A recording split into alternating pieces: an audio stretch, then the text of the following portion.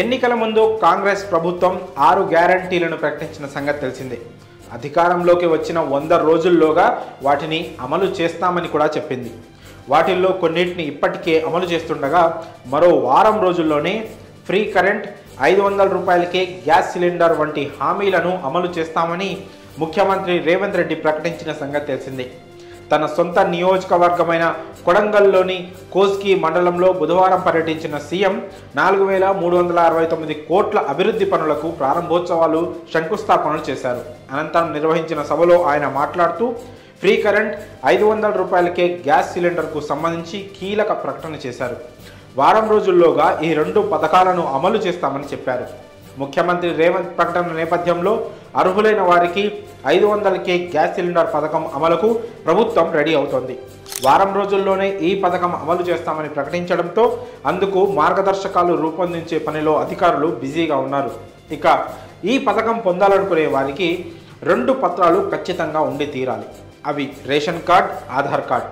ఈ 2 ఉన్నవారికే ఈ పథకాన్ని వర్తింపజేయనున్నట్లు ప్రభుత్వం స్పష్టం చేసింది. తెలంగాణ వ్యాప్తంగా ప్రస్తుతం 1.20 కోట్ల గ్యాస్ కలెక్షన్లు ఉండగా అందులో రేషన్ కార్డు ఉన్న కుటుంబాలు 89.99 లక్షలుగా ఉన్నాయి.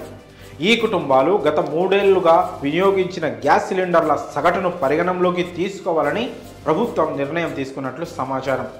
రాష్ట్ర వ్యాప్తంగా మొత్తం 1.20 కోట్ల గ్యాస్ కలెక్షన్లు ఉండగా వీరిలో 44% మంది ప్రతి నెల 1 సిలిండర్ వాడుతున్నట్లు సివిల్ సప్లై అధికారులు గుర్తించారు.